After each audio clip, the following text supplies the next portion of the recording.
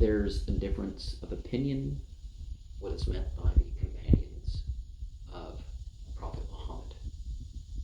In your typical sense, it would be the friends and close non-familial relations,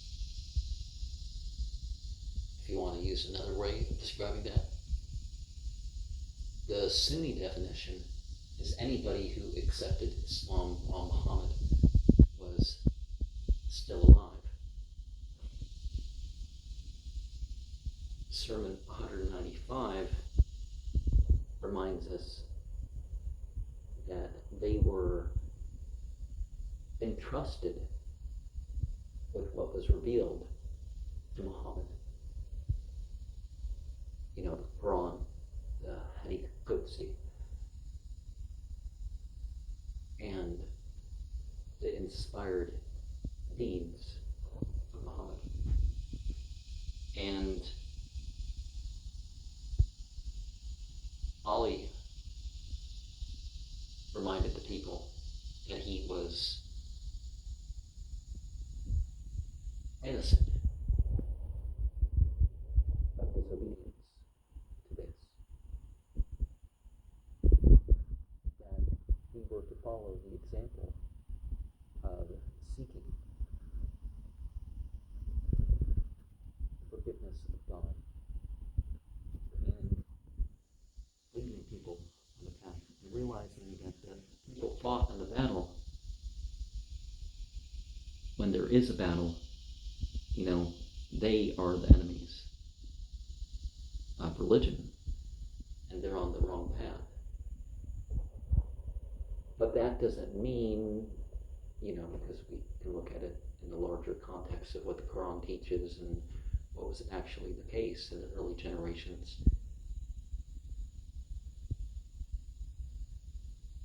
that they were fought because they differed in religion and there was some sort of war conversion, like a crusade or something that was completely foreign to the early generations of the Muslimin, the idea of wars of conversion. And we find that sort of thing slipping in as a response to the Crusader thing, and people being lax and like, well, we can drink a little bit and, other stuff that is probably more serious. Ali was present when Muhammad died. He and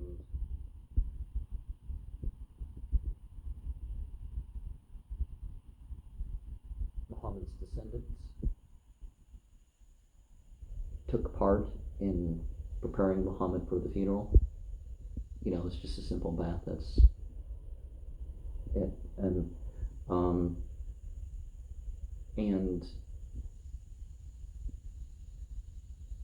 light beings took part,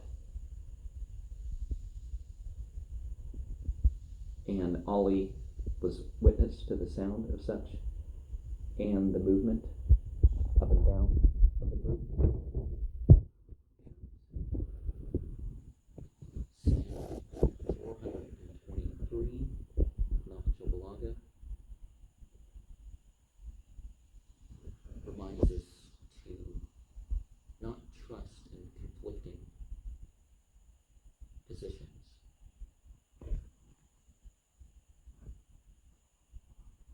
And some of that is that more than one thing can change when one thing changes. Sometimes you have wealthy people and they're not wealthy anymore because they got sick. Now, not having two positions in terms of religion would be those people who, they kind of go back and forth. Like, okay, I'm going to do this here and do this there. It's one thing saying a different supplication in some prayers versus other prayers, but there's other stuff that, at the very least, is going to confuse people. And I should have said something about saying 423 and some people, they are favored as long as they are correctly using how they are favored, that they're taking that extra opportunity. Same 425 reminds us that when a believer is let known about a need of someone,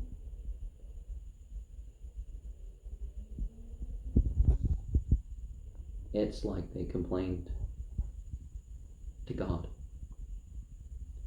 And if you complain to a disbeliever, then it's like you likewise because honestly you want to do what you need to do. But one of the things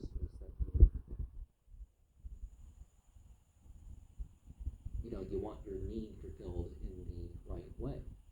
So someone who would have unlawful earning or unlawful spending stuff, it might be better, but in that respect, keep what you receive pure.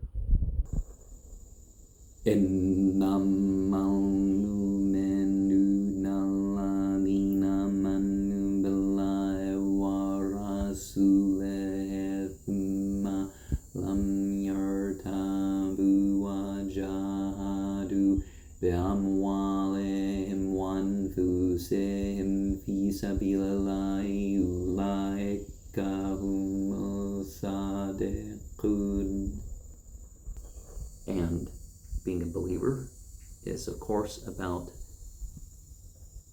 belief in the scriptures and the inspired teachings, without doubt. But, the actual ones. And that's what sets us apart in this age, is we have the actual ones.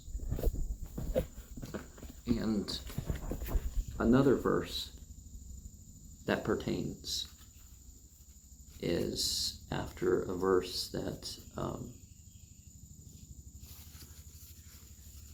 makes clear just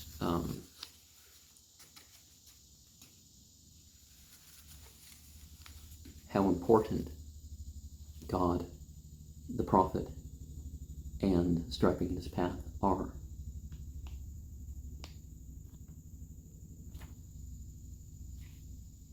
لَقَدْ نَصَرَكُمُ اللَّهُ فِي مَوَاطِنَ كَثِيرَةٍ وَيَوْمَ حُنَيْنٍ إِذْ أَعْجَبَتْكُمْ